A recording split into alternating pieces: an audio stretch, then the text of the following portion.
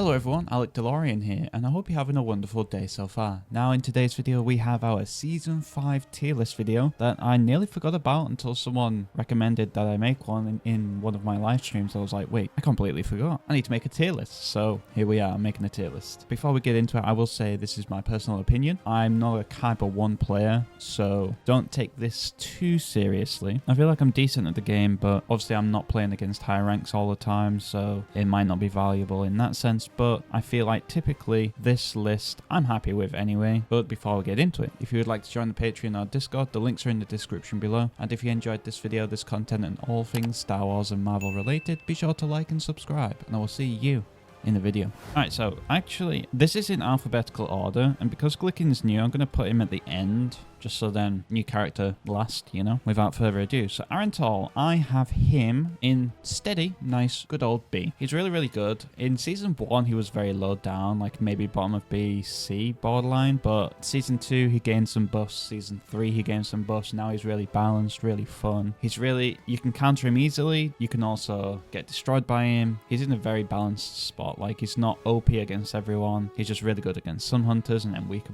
against some others. So I think he's in a very, very perfect spot at the minute. So I would put him, he'll be at the top of B as what I have right now. And then next, Charr. Charr is easily still the best hunter in the game. If I could play ranked and I had a pro Charr or something, I feel like I would win every match. If I was to go into every ranked match, I would always want a Charr on my team, no matter the map, no matter the mode. Charr is a staple. He must be picked every single time because he's just so good. And then sweaty / pro Charr mains are really, really hard to play against. They can single-handedly win games. Next, Diago. I have Diago in A. So I think I had him lower before, but I don't know.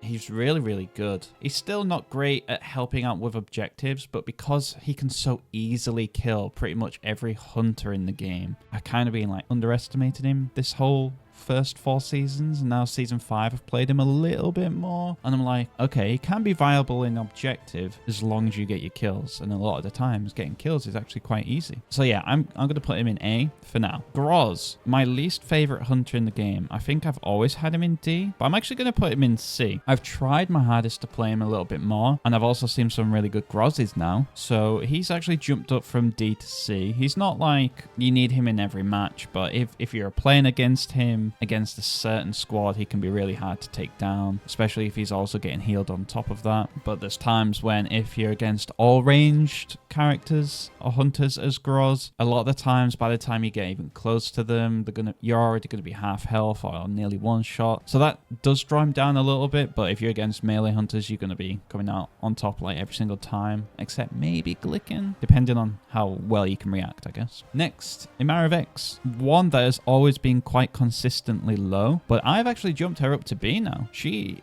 had some really big buffs for Season 5, which has been really, really good. Her fire rate has increased much more, and it's very noticeable. It's so good. You can absolutely melt people down now, and her rocket has been buffed as well, so that does even more damage, and it's like, wow, okay, cool. Imara Vex is decent now. I think she's in a pretty balanced spot. I think you can easily still have some better hunters out there, so I wouldn't necessarily pick her every match like, say, Charr. But if you see an Imara Vex on the other team, I genuinely would get a little bit scared now. J3. Now, J3. I have him in C for now. I was going to put him in B, maybe the bottom of B, but I don't know. I think it was one of the seasons, it was either him or Imara Vex, where I was like, there's just something missing about this hunter, and I don't know what. And I think it was J3 because he's missing his ability from soft launch. I just need that back. If I get that back, or if we get that back, he would most likely jump up for sure. But at the minute, he's not game changing. He doesn't guarantee you wins. I don't think my win rate with him would be very high. Same with Grozz, to be fair. So in that sense, I'm gonna have to put him down to C. Like, I'm playing against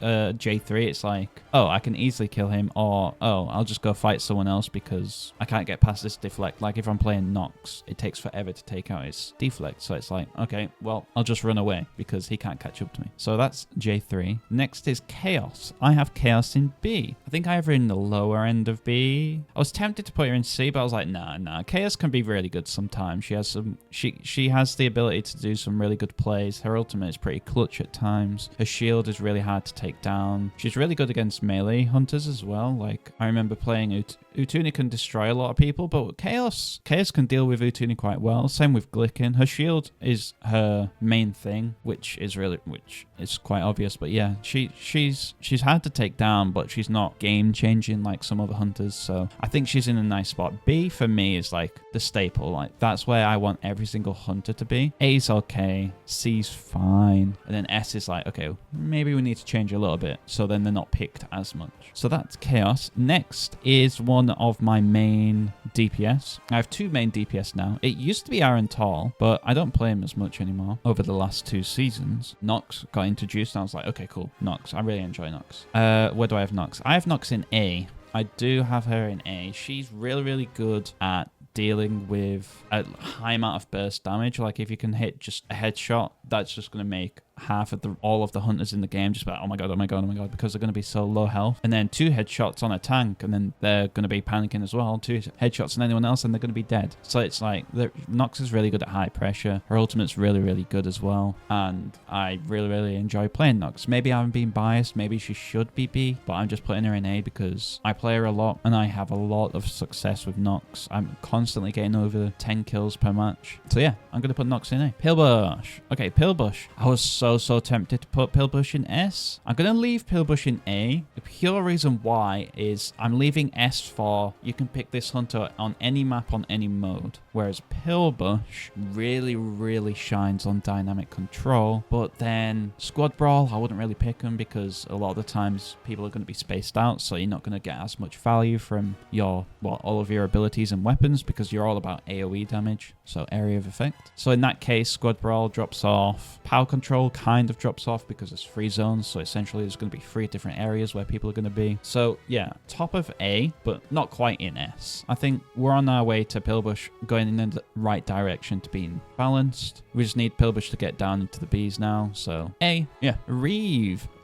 Season 1 I had Rieve in S, and then Rieve has gone down, and I think I have her in C. It feels bad to put Rieve in C. I kind of want to put her in B, but I'm kind of justified about having Rieve in C. She is so easy to counter now. I feel like everyone has learned how to play against her now. Like everyone used to panic in Season 1, and then just over time everyone's like, okay, Rieve, we're only scared of your ultimate now, and then that's it. If I see a Rieve, I'm like, yes, good. That means I might get a win. Because I don't know, playing against Rieve is really easy, I feel like. So I'm just going to put her in C because she's really squishy. Nox can one-shot her a lot of the times, depending on mods. Other than that, she doesn't have her massive burst down. Like, she can't one-shot Skora anymore. Now she won't be able to one-shot even more so because of all the mods. So a lot of the healers will be getting their extra health. So it's like, yeah, I don't know. Plus her mods aren't that good anyway. Like, there's one that gives you minus 40 health. Like, who the hell would pick that? Anyway, so that's Rieve. Sentinel. I have Sentinel in A. Sentinel, he's really balanced. I really like where he is at the minute. Season 1, he was S, and then he got nerf after nerf after nerf. I think I had him in B at one point, but still, I think he's in a good spot. I think A and B are both good spots, actually. Maybe top end of A needs a little bit of nerfs, but not too much. Yeah, Sentinel, he's hard to play against if you can't get around his shield, but he's really easy to play against if you can. Like, his shield is his main part. Like, if I play Nox, I just go to the side whilst he's fighting someone else, and then I can ping him in the head 2 or 3 times and he's dead. And same with Imara Vex, can just grapple over to the other side. Same with Diago, grapple somewhere in an off position, so then you can just get easy headshots on him. Stuff like that. So yeah, I think he's in a good spot. A. Skora. Skora is still S. She is definitely, even more so now, as of Season 5, that she's the best healer in the game because of mods alone. For some reason, we had 3 healers in the game, right? And for some reason, Skora is the only one that has mods that increase your healing. Even though she was already the best healer in the game, now she does even more healing, whereas Zaina and Sprocket don't have mods that increase your healing. So it's like, why? So you have mods to increase your health, movement speed, and healing. And it's like, okay, well, Skora is even more so of a pick now, even though she already was. So yeah, I think she needs some sort of nerf or even some changes to her mods. But yeah, she's every single match. If you need a healer in every single match and every mode, every map, I'm always picking Skora over the other two. So that's Skora. Next is Slingshot, my favorite tank. He is now the bottom of B. He's in a nice spot. He's had back-to-back nerfs, but not too crazy nerfs like Sentinel did. But he was mostly a power control specialist, and he still is a power control specialist. It's definitely his best mode. Like, he's not really great at killing. He's really good at survivability and moving fast, so that's what you want in power control. But the little nerfs has balanced him out, I guess, more so rather than nerfs. Like, he was in A, but now I'm putting him in B, so I feel like that's reasonable, which is sad to say as he's my favorite tank. Maybe that might change, but I don't really play too many tanks, to be fair. Next is Sprocket. The Sprocket rework, actually. I'm going to put Sprocket in the bottom of B. Sprocket is now actually really, really good, but as a healer, he's easily the worst healer in the game. His healing output is decent, but his self-healing is really atrocious. You only get 50% of healing back when you put your heal on teammates, and it's so slow anyway, so you're most likely just going to get into your critical and run away. He feels more like a damage healer now. He feels more like a damage hunter that just has the ability to heal, right? So, I don't know. Yeah, I miss the old Sprocket, but I like the new Sprocket. But in a sense of healing, he's one of the worst. In a sense of DPS, maybe Sprocket would be top of B, maybe bottom of A, but he's a support, not too great. Not too great anymore. Utooni. I'm going to put Utooni in A. I have Utooni like this. No, I think Nox has the potential to be better, but I think Utooni overall might be better than Nox, because if you can't hit your shots with Nox, you fall off. But Utooni, if in doubt, bring out the close range weapon and just melt them, you know? Yeah, Utooni is really, really good. Really brings out a load of damage, has really, really good mods as well, so that obviously helps. And yeah, if I see Utooni's, I'm definitely, especially if I'm arranged, I'm like, okay, well, I'm gonna keep my distance. And then if I'm melee, I'm like, okay, maybe, well, I'll just have to play tippy toes around Utooni. So that's Utooni. A, pretty decent spot. I wouldn't really change too much about him or about them. Next is Zaina. Now Zaina, I'm gonna put in the bottom of A. I think I was gonna put her higher, but because of mods, her mods aren't very good, because yes, you've increased your health and whatnot, like that's usually the best mods to put on, but so has everyone else. Everyone else has probably increased health overall, right? But your mods haven't increased your healing like Skora has, so you're still doing that little bit of health. Everyone else has increased their health overall, so you need to do that extra bit more, but you're not, because you can't increase your healing output because of the mods, whereas Skora can, and it's like, So when I'm playing Zaina, I heal someone who's critical, get them only to like half health, and then I have to wait for ages for my heal to come back. And at that point, a lot of the times my teammates die because I'm just trying to spam the heal and nothing's happening. But yes, so that's Zaina.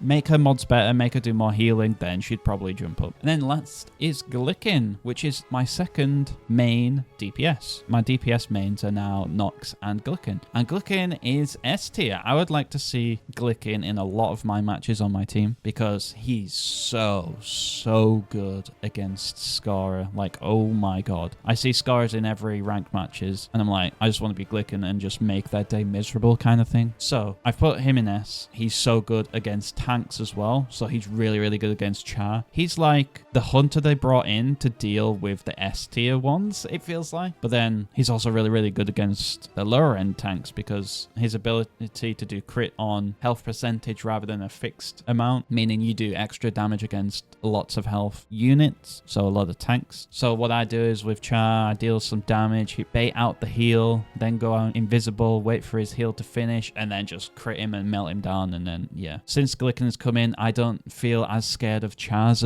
as I used to do. But that being said, with S, I still would like to see Charr and Skora in every single map, every single mode. But I feel like with Glikkin, you could probably trade out with any of the A's. So if you really wanted to, you could still have these three, and then one from any of A or B, or even C if you're really good with any of these three. But I feel like you still could trade out Glikkin if you really wanted to for your team. Like if you wanted to play in Pilbush because you're on dynamic control, and then maybe a Sentinel as well for the extra pressure, you know. But I don't know. Yeah, I'm going to put Glikkin in the lower end of S. That could be A. It's the same with Pilbush. Top end of A could be guess, but she's just better on dynamic control. So there is my tier list. And there you go, there is my tier list for Season 5. I'm pretty proud of this list. I feel like it's very reasonable. Hopefully you guys agree. If not, that's fine. Just let me know in the comments who you would change. If I've made an absolute horrible decision, if you think, wait a minute, Rieve, C? Hell no, she should be at A at least, or something like that. That's fine. Just be respectful in the comments, you know? We're all out here playing this in-game, having fun. And again, yeah, this is just my personal opinion based on the matches that I play. Like I said, I'm not a top Kyber 1 player. I'm nowhere near the top 100. So I don't have that experience against playing a lot of the top players who definitely still most likely do 3 tanks or maybe 2 tanks now. Maybe Glikkin's in there. I don't know. But yeah, I won't keep you any longer though because it's been a long video. So if you'd like to join the Patreon or Discord, the links are in the description below. And if you enjoyed this video, this content and all things Star Wars and Marvel related, be sure to like and subscribe. And I will see you in the next video.